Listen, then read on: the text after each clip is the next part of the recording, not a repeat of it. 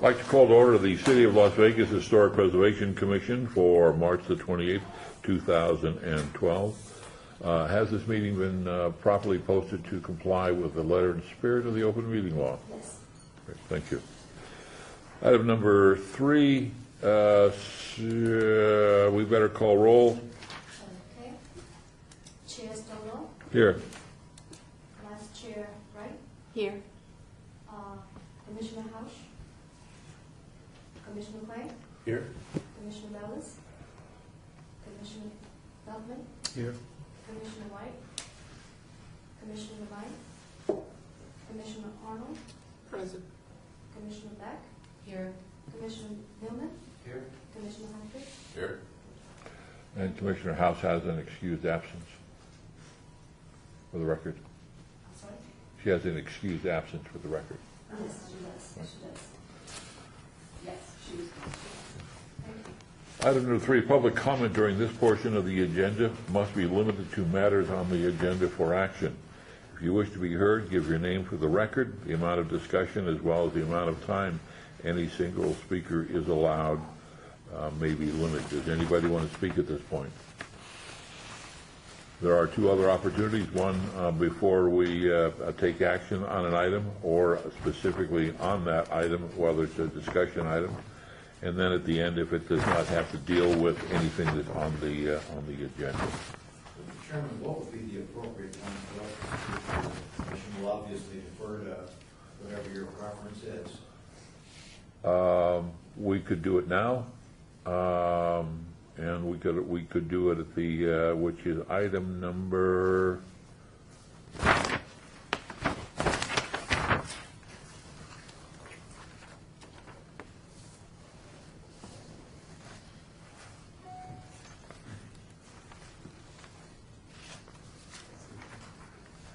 Courtney, help me.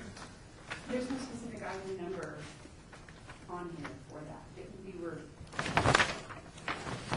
for the Las Vegas High School squares, right? Yes. Yeah, so I think now would be a good time. No, but it's just a public comment. Because on item 3, excuse me, Mr. Chair, it's to speak on items agenda. Well, sometimes we have members of the public. The first public comment is for items that are specifically on the agenda. The public comment at the end of the agenda is for items that are not on the agenda. Could we move that up, so that the chair do that? I don't think that we can. I think that we have to go through our regular schedule agenda items first. We can ask, take us to the board when it comes in. So perhaps it's best to proceed with the agenda, and then the city attorney arrives, will ask if we can go ahead and take public comment that is not agenda. Senator, my apologies, but the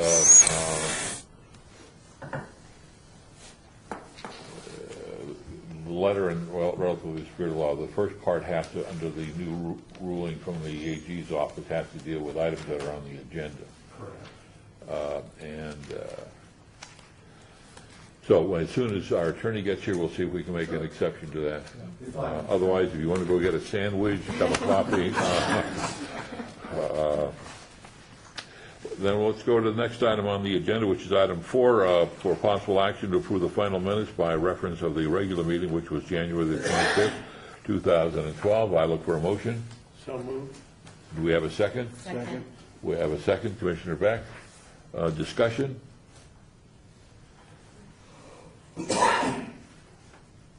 Hearing none. All those in favor say aye. Aye. Those opposed? Motion carries unanimously. I have a question. Yes. Is there an extra agenda in here? There, okay.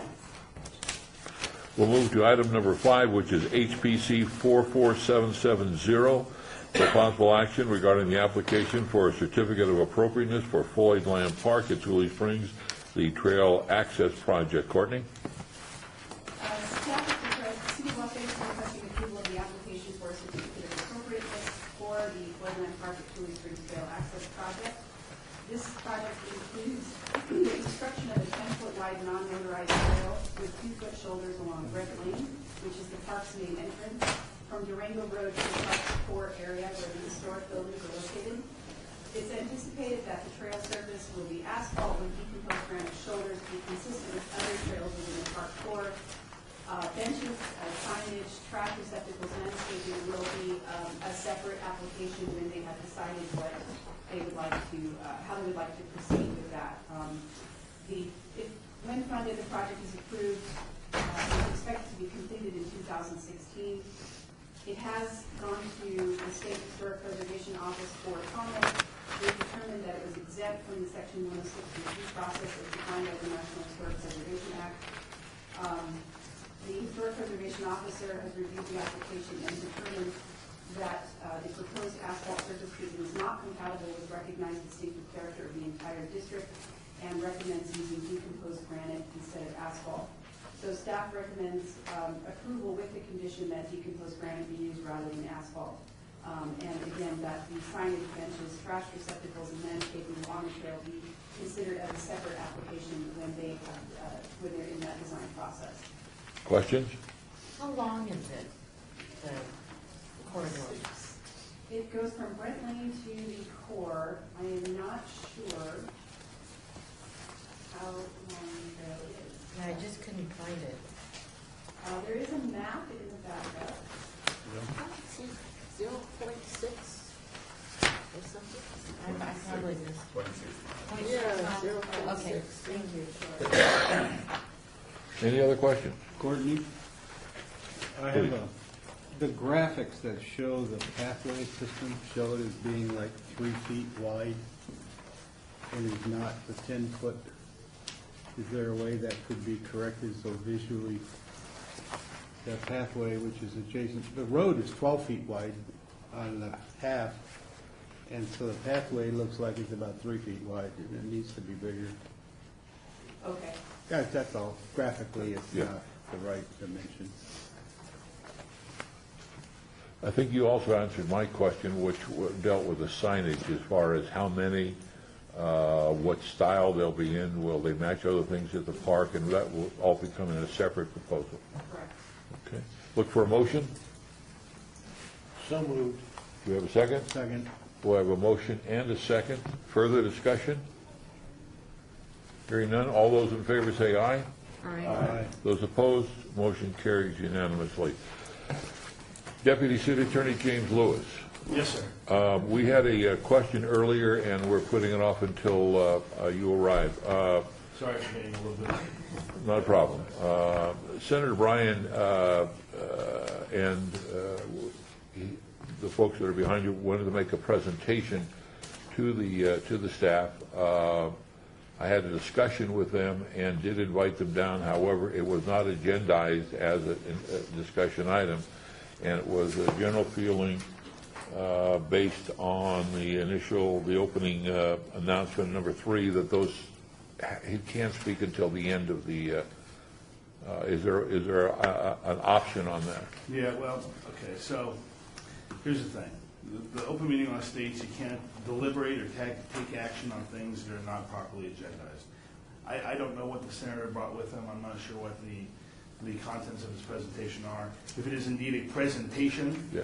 it sounds like something you might be deliberating on. Obviously, he and others have the right during our public comment period to come up and make a brief comment. No action may be taken, no deliberation may happen.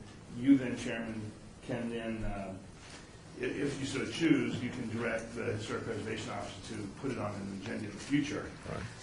Right. I would suggest that you may hear from the senator and his client, but I would ask the senator's client to keep his remarks brief so as not to appear to be in violation of the open meeting law.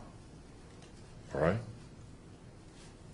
And the chair, we can take those. We can hear those comments at any point. I would hear them during the public comment portion of this meeting. At the end. At the first public comment, if you remember how this works, the first public comment is generally about the items in the agenda. Yeah. The intent of the state legislature was to allow for those people in those counties or those cities that weren't being heard on any particular item until the end, to force that body to hear them in the beginning before they took some action. Gotcha. Because people felt, legislators felt, that it did no good to hear somebody's issues with an item if the item had already been acted upon. So really, it would be most appropriate for the senator to make his presentation during the public comment period that is open to all matters that are relevant to this board. All right. That's at the end of the meeting. Yeah, so do we have a long meeting? I hope you don't have lunch plans. We'll stay for the duration, whatever it takes. Okay. All right. Well, okay. Thank you. Item number 6, HPC 44776, possible action regarding draft of the spring 2012 historic connection. Courtney? The draft is attached in the backup, so staff is seeking comments, suggestions, etc. on the draft. It will be, once it's completed, it will go to graphics, hopefully by the end of this month, so we can get it distributed before, during next month before historic preservation month in May. Please let the record show Clay T. White is here. Comments from the commission? And let the record show that Commissioner White does not have a nameplate. But we all know who she is, and we're fine with that. A quick comment on bullet point 3, the National Museum of Organized Crime and Law Enforcement. I note that the Nevada State Museum has a total cost of $51.5 million. Do we want to be consistent and have a total cost of the whatever the Mob Museum cost, just as a reference point, so or at least either leave one off or add one, just so there's There is a cost in the second. 42 million for the construction. Is that the total cost?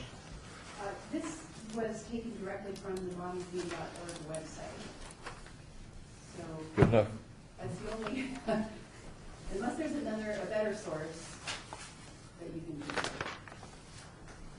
Okay. But they add up to 51 million, so. All right. Any other comments? Otherwise, look for a motion to approve. So moved. Okay. Second. We have a motion and a second. Further discussion? All those in favor say aye. Those opposed, motion carries. Next item on the agenda is item number 8, HPC 44778, possible action regarding changes to the Historic Preservation Commission bylaws as amended August 12, 2011 for consistency with the city's Las Vegas Unified Development Code. Courtney? Just for the record, this is item 7. Yes. Okay. Yeah, I jumped, I was trying to get through the agenda so fast, I skipped item number 7. So let me go back for the record. This is item 7, which I'd read the right number, 44777, action regarding the funding request for Archaeology Awareness and History Month. Our lucky number. Okay, so just a correction, there is no funding request on this particular item, because there's been a couple of changes. What we've been doing is working with the different museums in Clark County to see if they would be willing to offer free passes or some kind of free programming during the month of May, and people can go kind of whenever they, at their convenience. So we've been able to get quite a few museums to participate. It's not on here because some of them contacted me after the staff reports went out, but just to give you an update, Lost City Museum is going to have 50 free passes to a Native Plants Day. The Clark County Museum is going to have a free day on May 12th. There will be free events at the Las Vegas Natural History Museum. The Springs Preserve is offering 25 free tickets. So, you know, whoever has access to Springs Preserve also has access to the Nevada State Museum. So we have quite a few. I'm still waiting to hear back from the National Atomic Testing Museum, and I just heard back from the Mob Museum today, and we're still working out the amount of tickets that they offer, some free passes. So this is going to be fun. I think people can do it at their leisure and attend a lot of the different institutions. Will create a kind of a web portal on the city's website that will have links to all of the museums, so they can click on that and see what all the programming is for That's May. right. So this will be Sounds good. action-packed. And then, of course, there's Eldorado. And just to confirm, I've heard back from Chairman Stodahl plus guest, Chairman Hotchkiss, Chairman Jamila, and, I'm sorry, Commissioner Hotchkiss, Commissioner Jamila, Arnold, and Commissioner Beck. So those are the ones. Thank you. I'll go through. I may not have, I'll go. okay, And remember, it's a Saturday night, not the daytime. right, yeah. It's 5 to 9, but essentially the commissioners don't need to be there until about 6:30. And we're generally in the sort of the front a little bit, so Yes. it's, Yes. Generally done by no later than 8:30 max. any questions, comments? Please. One quick question for Courtney, if I may. Has the old Las Vegas Fort talked to you about being part of this? No, I apologize. I have not heard back from them either. I have emailed and called. I'll talk to them later today. That would be Have to great. get a hold of you. Okay. That would be good. Any others? Without opening up a giant Pandora's box, we are the Historic Preservation Commission, and we are stating that El Dorado started in 1935. El Dorado says on their website that they started in 1934. They are incorrect. I'm 35 in the staff report. I think it's 35, but All right, so because I've been cutting and pasting this, and I'm sure you bring this up every year. So this must be from years ago, from the first time you mentioned this. but it is correct. As recently as this morning, I went on their website, and they're still claiming that El Dorado started in 1934. So just be prepared that, Mr. Chairman, on this issue, Raleigh Gibbs may be able to provide at least some insight that may be relevant for you to consider. well, since we're going to take action on this is open for public comment, please. For the record, would you identify yourself and come on up? Gibbs, Las Vegas. Eldorado started in 1934, and it was the city of Las Vegas put it on. Then the Elks took it over in 35. I'm on that board. Do you have any, we have been looking for any scrap of paper. Some of us have read every newspaper in 1934 and find no reference to it or in the city minutes. I will get you that information from the Elks Lodge. It's in there. That's great. In fact, when last year during Eldorado, they done a big 3-page article on me because I was born in 35. Okay. And it said that in 34, the city of Las Vegas put it on.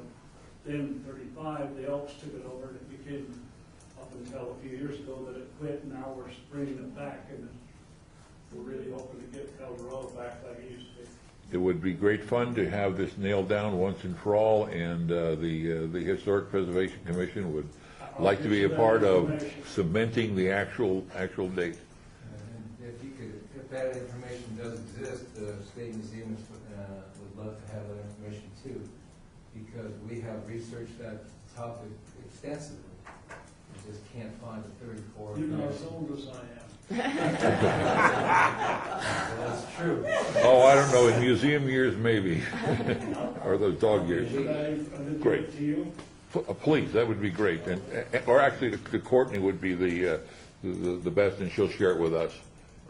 Okay, well, I gotta get a phone number. We'll get with you. Great, thank you. To you, and you can handle it. Done. Give it to me and I'll handle it. So we look for a motion. Do we have a motion before us? Do we have a motion? I don't think we do. To approve, or do we need one? Look for a motion. So moved. So moved. Second. We have a motion and we have a second. Further discussion? Any comments from the general public? All those in favor say aye. Those opposed, motion carries. The bottom of El Dorado, great. Now we're going to jump to item number 8, which is HPC 44778, possible action regarding changes to the HPC bylaws as amended in 2011 for consistency with the city's Unified Development Code and other changes. Courtney, would you walk us through this? Sure, I would just call you to the most substantive changes, which are on page 2, on K at the very bottom. Most of these changes were, again, made to make it more consistent with the UDC, the Unified Development Code, and Historic Designation Ordinance chapter. The director of the Department of Planning or the director's designee shall serve as ex officio member with no vote except as otherwise provided in this section. And that relates to, on page 4, that on C, under secretary, that the historic preservation officer shall serve as secretary of the commission. So the UDC provides that the historic preservation officer would be secretary, and the bylaws stated that the director of planning would be the secretary, so I'm just cleaning that up so that it's consistent. Let me say it back to you. The director of planning Would be or his designee. And you are not that designee. You are a separate reference here. No, I am the designee. You're the designee. Yes. So who's got the vote right now? Neither of us have a vote. So before, you used to be able to vote in the case of In the case of the tie. And is that still true? I'm not sure about, Not according to this, it wouldn't be. yeah, it says, in the event on page 5, on I, in the event a quorum is not available for the conduct of business, an ex officio member or the historic preservation officer as the director's designee, or any combination thereof, may vote, but only concerning matters on the consent agenda and only to the extent necessary to create or maintain a quorum. Create or maintain a quorum. Okay. So that doesn't indicate breaking a tie. That just means if we are short one person to go ahead and have a meeting, then you would hold that position. That's the way I understand it, yeah. Okay. All right, further questions? Look for a motion. And we look for a second. Second. We have a motion and a second. Discussion? General public? Hearing none, all those in favor say aye. Is this the second time we've heard this? I don't remember this on a previous agenda. The way the bylaws work is bylaw changes are discussed, tabled, brought back, and then voted upon. I'll just read it to you real quick so no one thinks I'm making something up. I'm sorry to interrupt. No, it's a perfect interruption because we haven't quite declared it a unanimous vote. Well, you know. Okay, so if you look at the staff report on the second page, you'll see that, and I'll just paraphrase, these rules may be amended from time to time by majority of the commission. Provided further that any proposal to amend the rules should be presented to the commission at a regular meeting, discussed and tabled, and included on the agenda for action by the commission at the next regular meeting. So, I don't know that that has been changed in these bylaws. No, but I will be changing So, I'm not sure, when this provision was adopted, could have been 40 years ago when people wanted there to do consideration, but since it is part of our bylaws now, the motion would be to table. I understand that, but Commissioner, didn't We we not? discussed this before. Well, We it was- discussed, yeah, we did. Not these specific changes.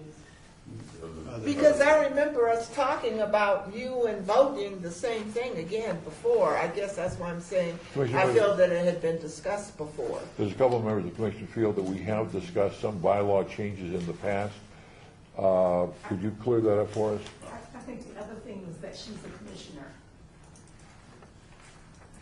We discussed that too Yeah. before. Well, Well, was that some different changes in? Different changes. Okay, so It's this, the same theme. I mean, we were trying to clean it up to be consistent with the UDC. Since that time, time, some other changes have occurred in the UDC, more updating, and so this came back a second time. Oh. Came back, this is the first time this has come back. It's the second time we've looked at changes in it. But this is the first time this set of changes has come back, so what we need to do, if my understanding is correct, we need to discuss this. Do we need to vote on it twice or just once? You vote, you'll vote to table today if you Right. like what you see. Okay. Or if you don't like what you see, you vote to table today if you want to move it forward. The next meeting then will be to either consider these and either approve them or not. Okay. Who made the original motion to So I'll approve? withdraw the motion. And who had the second? I do. Okay, we've withdrawn the motion, the second. We're now looking for a motion to table. Motion to table. Great, thank you. Do we have a second? Second. We have a second from Commissioner Beck. Any further discussion? Hearing none from the general public. Thank you for the clarification. Otherwise, we would be doing this for the next 3 meetings. And Courtney, thank you for updating and clarifying that. Chairman, by lawyers to the party. Well, I'm glad we did. Now we're on number 9. This is an abeyance item. Possible action regarding the election of a chairman for the Historic Preservation Commission. There were 2 nominees in the last meeting for chairman, and they were Dorothy, the vice chairman, and Mary Hausch, commission member. Mary emailed me yesterday from Cleveland. She thanks you for the honor, but at this time she has, while she'd like to continue to participate as a commissioner, she has a full plate of things that she needs to work on. And so she would like to withdraw her name. I'll supply you with a formal withdrawal. So, we do not have formal, since we haven't done this for a while. The process, we opened up last week, and neither one of the attendees is nominees. I think that's why you got nominated. No, they weren't here, that's why you got the nomination. But so that's where it stands. We have one withdrawn. I presume we could open it up, or we could simply take a vote on the chairman at this point. I'll open up for discussion. So we want to vote on the one said name. What do we So want? you're saying that we should take, we can take names now We and could- take a vote Yes. now and get this over and move along? Yes. Okay. Is there anyone that would like to be chairman? Well, we have one person, right? Right. Right. That was formally nominated. If somebody else would like to nominate somebody, or we can call for the vote. I call for the vote. How do I do that? So I think you make a motion to nominate. Oh, Yeah. I make a motion that we nominate our vice chair, Dorothy Wright, to become chair. I second that nomination.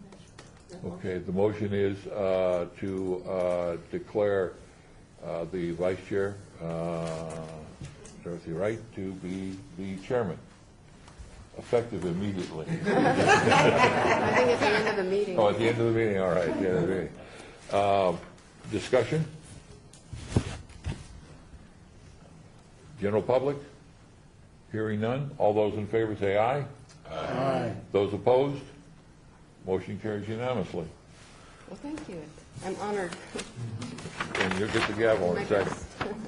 The next item, abeyance item, HPC 4310, for possible action regarding election of vice chair of the Historic Preservation Commission. There were no nominations taken at the last, so I open it up for nominations.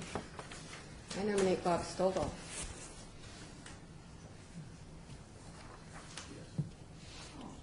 Do we hear other nominations?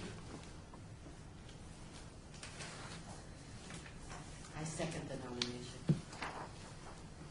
Got awfully quiet. All right, we have all those in favor say aye. All those in favor say aye. Aye. Those opposed, motion carried. Okay. Okay, We- let's- we- Congratulations. I guess the question is, do you accept the nomination? Oh, yes. Thank you. But we probably should have some formal procedure, or we can continue doing the way we've been doing it, but. Chairman, it's up to you. The passing If of the the gavel. commission would like there to be a formal procedure in bylaws, just indicate the steps to the Historic Preservation Officer, and sure she'll put something on your agenda, and we can have a discussion about it. Okay, I'll let the new chairman deal with that. Item number 11, report by the Department of Planning regarding an update on West Side School restoration project. I hope all of you got this in the packet. Yes. Okay, good. There's a hard copy over there if you wanted to flip through it, if you hadn't had a chance to print it out. The master plan is finally done. It's a great document, and we will be using that to move forward on the design and construction phase of the West Side School rehabilitation project. We are currently exploring tax increment financing opportunities. This is way over my head, so I printed out something from Wikipedia to pass around, and some information about it if you would like. So I acknowledge the limitations of Wikipedia, but it does explain it in relatively layman's terms. It's basically a tax subsidy. So we're looking at different funding opportunities to finish out what we need to completely redevelop both of the site, the West Side School site and the Variety Early Learning Center site, so that it is one campus according to the master plan. And we have not chosen a path yet on how we're going to get there, so we're still kind of working out those details. Okay, questions? Chairman, if you might, I can give a very simplistic explanation of financing if you so choose. If you don't, then that's fine too. You're talking like a 30 seconds a minute? No, it's shorter. Okay, go for it. It's a way to provide financing with property taxes. So you have an area, whatever the area is. We have an area of our city. Right. There's a district formed. When the district is formed, there's a base. Whatever the baseline of property taxes is what the base of that district is. Okay, so just call it 1. Okay, so you get $1 from this district. As the district develops, you'll get more property taxes. Okay, so the property tax is going to go like this. The difference between the base and whatever you collect in property taxes is the money you use to repay the debt that you've taken out to do whatever it is you want to do. It's a lot more complicated than that, but generally speaking, that's what it is. Okay. How broad is the area? It all depends on the type of financing districts. There's several of them authorized under state law. We've got a sales tax finance district that we're using over here at the Mon Museum. We've got a redevelopment tax district that works in the same manner. But generally speaking, they all work about the same. It depends on what the state law says. How it is we work these. But that generally is what financing district vehicle is. Great. Was there anybody saying? No, that's helpful.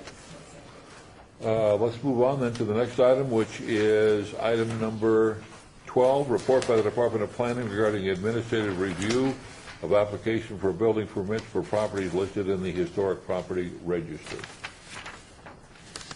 Staff reviewed the application for a building permit for conformance with the Unified Development Code Historic Designation chapter, and has found that the work at the Neon Museum, which included a revised window type, details, and dimensions of windows, the work is compatible with the recognized distinctive character of the historic property. Staff also reviewed an application for building permit for a water heater at 1211 8th Place, and found the work to be compatible with the recognized distinctive character of the historic property and the district. Courtney, isn't like bringing water heaters past you, like kind of beyond the, I mean, is every permit required to come by your desk that happens in Dennis Park or any other region designated historic neighborhood? That is the trigger. In some defense, what we have found is occasionally a property owner will install a water heater on the outside of the building. It's very rare, but it's good to have these come through because then we alert the inspector to go out and take a look and make sure that it's appropriately installed. Further question?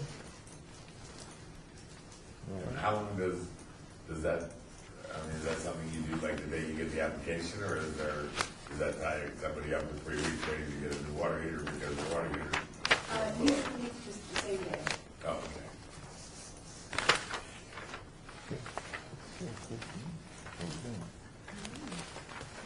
Okay, according to my agenda, that was the last item.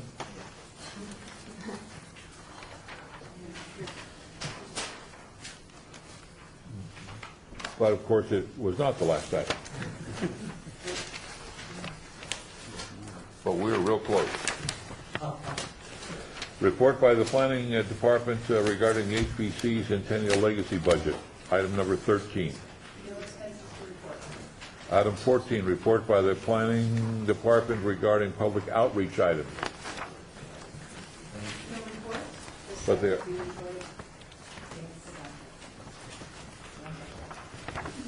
For the sake of saving trees, I'll let the chairman, how important is this function? Do you like to get those reports from Courtney? Yes. Great. Excellent. Item number 15, report by the Department of Planning regarding the project update list. One project to update is the 2012 Historic Preservation Fund grant from SHPO. We received a letter saying that we were fully funded for the $45,000 for the Phase 3 Beverly Green Neighborhood Historic Survey. The next step is to get it scheduled on City Council for approval of the funding agreement, and then it goes back to the state, and then for signature, and then back to us, where we begin the request for proposal process. For consultants. In the past, we've used these funds for? Typically survey, historic research survey. Questions? Did you say phase 3? Yep. Oh, okay. This is very early this year, so get a head start on it. I think part of that is also that Ron James has announced the date for his departure. Really? Unless it was a secret. I didn't know, really. Not a secret. Not anymore. Item number 16, the report, the Department of Planning regarding the downtown project list. Sadly, our downtown project list is dwindling. I only have one project to report on, that's project number 64. We just recently approved a new two-story tavern limited establishment in the Fremont East District, which will also make use of their wonderfully wide sidewalks out in front for outdoor dining, which should enliven the streetscape. So, Is this a Zappo? no, actually, it's being developed by one of the owners in the plaza, is project manager. Questions?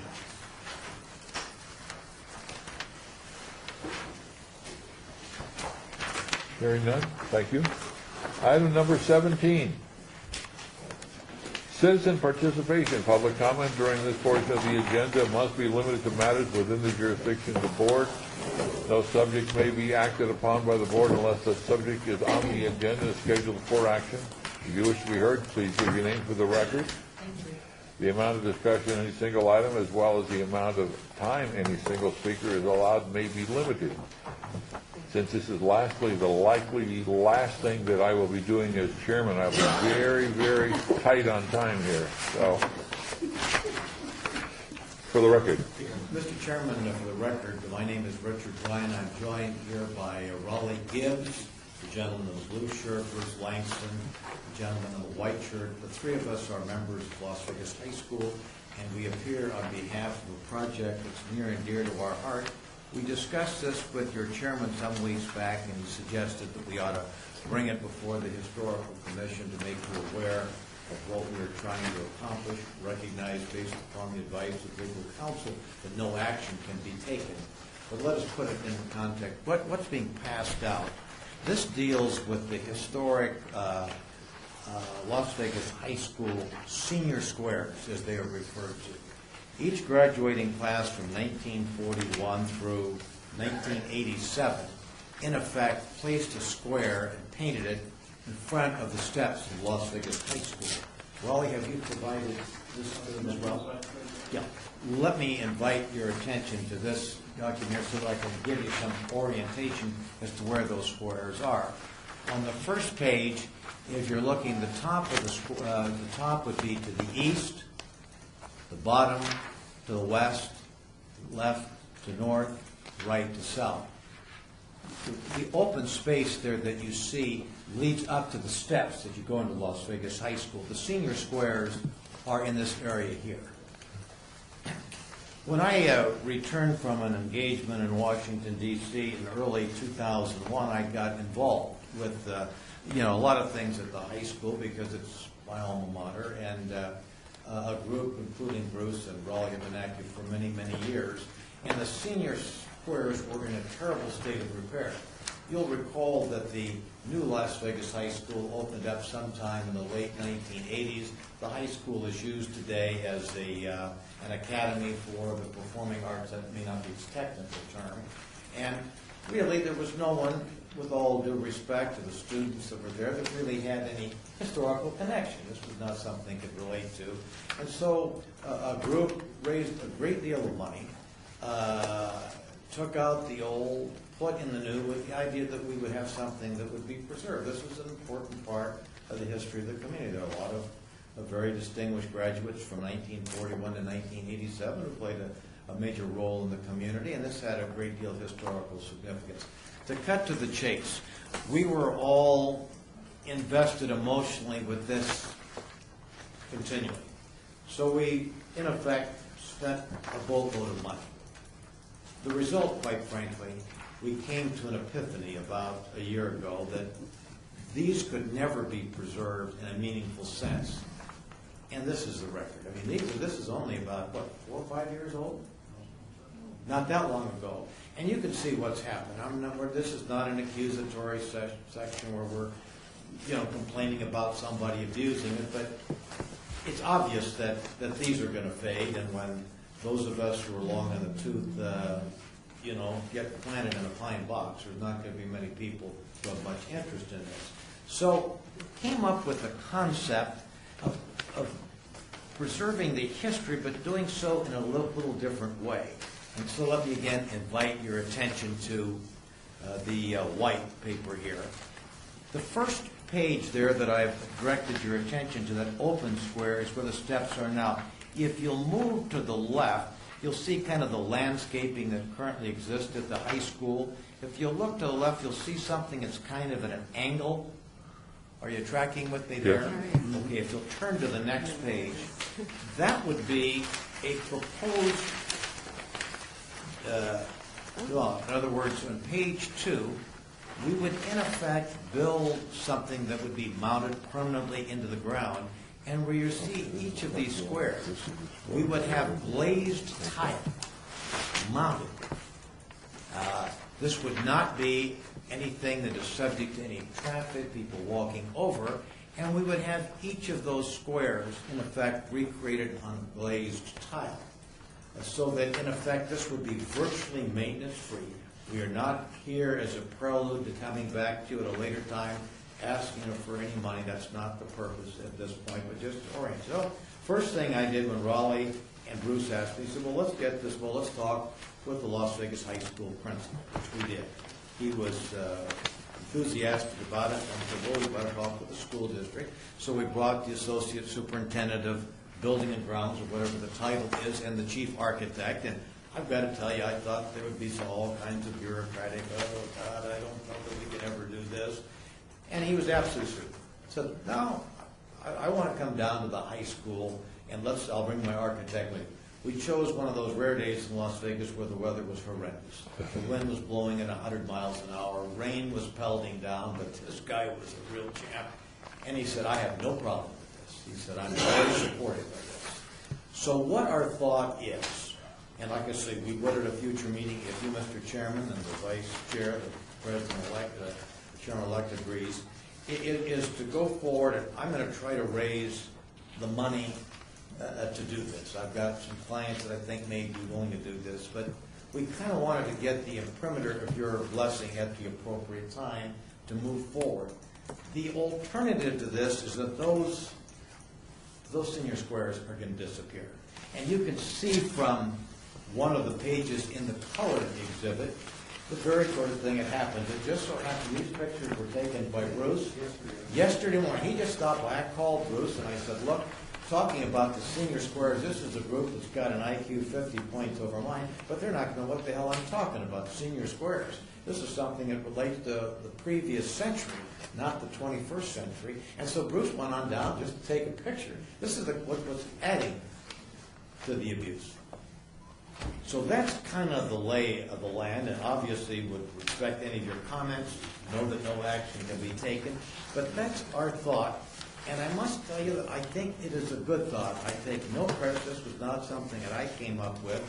But at the new high school, we have something that's inside that uses the glazed tile concept. And I must say that they reproduce more faithfully than our attempt to repaint the squares that date back to 1941, and my class, 1955, and Raleigh was 54, and Bruce, you were 70? 65, okay. So that's kind of what we're talking about, and if it's appropriate, Mr. Chairman, I'll open up to any questions that you have, but that's where we're, obviously some of us must not have enough to do to get involved in these kinds of projects, but it really, something else that we did, just so that you'll know that this is historical preservation, came back, and the trophies that dated back to my father's time in 1927 were stored up in the old high school gym. I mean, they were broken, scrambled. You wouldn't be able to find those with a GPS system. And I went to the high school principal. This guy had no more authority to do that. I said, will you give all of them to me? He said, yeah, take them all out. We'll take it. And I went down to a guy that I know that has a trophy shop. I said, repair as many of them as you can. He said, I'll do that. Hell of a nice guy. Went out to the new high school and say, look, if I can raise $20,000 to put these in a glass case, each of them costing $1,000, would it be okay if we did that? And so those trophies are now preserved out there in the new Las Vegas High School. So there's an interest that the alums have. We have an alumni association. Anyway, I apologize, Mr. Chairman, for speaking at some length, but this, as you can see, has engendered some passion among those of us that are a bit long in the tooth. Well, this is the Historic Preservation Commission for the City of Las Vegas, and we are interested in the preservation of history. Class of 58, by the way. Any questions? How does... Chairman? Yes. Hate to break this up again, but remember there's no deliberation or action that can be taken. And talking about it really is deliberation. And if I would do the same at the council meeting or a planning commission meeting, that I have to. But maybe what I could suggest is this, if you would mind. It sounds like this commission might want to consider, like, say, a letter of support or something that the commission can send with the chairman signing. Maybe what we can do is, maybe Courtney could put something together, or we could put something together and bring it forward for discussion at the next meeting as an agenda item. Well, what I'd like to be able to do is my last act as the, I'd like to request that we put this on the next agenda as an action item to support the project. And we don't need a second for that. The chair just has that authority. So We can't ask questions until the next time. Is that correct? Right now, you as a member of the general public after the meeting's over, if you yourself would like to speak with the senator, the proponents, feel free to do so. But I'm just trying, I try to treat this commission like I do the city council. Well, I apologize. it's a public, no, We don't want to get any trouble. it's- Last thing I need is a misdemeanor. So it's already been placed on the agenda we're gonna place it on the agenda for next meeting. I'm happy.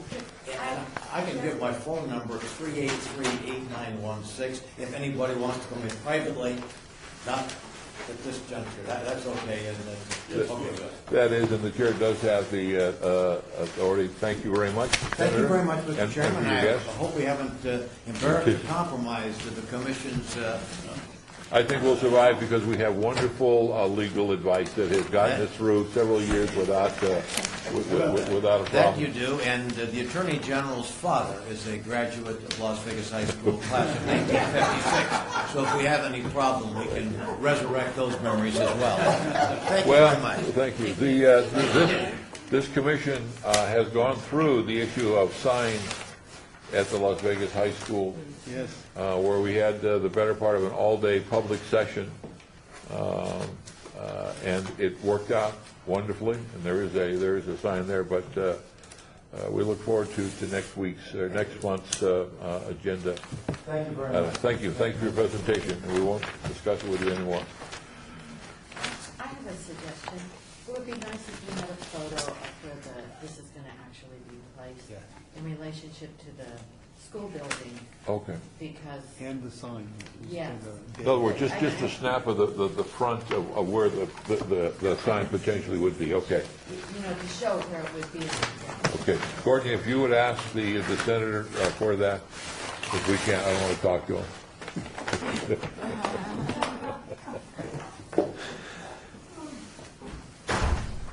No, well, listen, we appreciate that. I mean, but we do have there's a limit here, come on, I know it's a lot, but, Would you like I mean, to it's see not like we're Mr. having Allen's secret agenda? meetings and deciding things that detrimental to the public and positive to ourselves, which I know is what the real intent of this whole thing was. But, I mean, there's gotta be some leeway here when there's something of interest and we have the people here. There was. I didn't cut him off. I'd be honest with you, if this is a planning committee or city council, he probably wouldn't have spoken as long as he did. So there was a lot of leeway given. I'm not trying to, I'm not being funny about this. I mean, the city manager and the city council's asked us to take very seriously the open meeting law and the Public Records Act and a few of these, and I want to give you, treat you with the same respect and honor that we do the other boards and commissions. And to do what you're suggesting, which is kind of just suspend the rules because we're a small commission, would be disrespectful to you and your board members. And let me say that I've had a one-on-one discussion with Jim, and I know this is a personal matter with me, specifically with me, and that is I have another function that I use to feed the family, and in that function I have called a number of elected public officials on the carpet for violating the open meeting law. So I've asked Jim to be on top of it, make sure that not only we're doing with the letter, but the spirit of the law. So sometimes if it may seem a little, I don't mean heavy-handed, but a little. I apologize for that. No, we're all fine with that. We're all adults and we can handle it. I mean, this is what we're trying to do. This is open government, transparency, and we're all for that. I'm not saying you were heavy, I'm saying the law is a little heavy. The law is very, yes, but there are good intentions behind that law that the chairman just enunciated. I just, it's just really important to me personally that because we've got a number of boards and commissions, probably upwards of 25, and people only really know of one. That's the city council. Some people know of two. That's the planning commission. Right. And there's a group of people here that know of three, which is the preservation commission. But, you know, I've been doing government lawyering for going on 12, 13 years now, and one thing that's always been important to me is to make sure that all commissions are treated equally. And that's the good side of it, and also the bad side of it, which is, hey, there are these laws out there that affect you, and we have to try to apply them here as well as there. And so I don't mean to tell you what to do. I inform you as to the law. You do what you want, and then we're Where, good. let me raise the question, where and how are these meetings noticed? Well, let's do this afterwards, because now we're now again, Yeah. possibly violating the open meeting law, because now we're having a deliberation about the open meeting law with the HPC, and it hasn't been agendized, so I will speak to you after. Meeting is adjourned.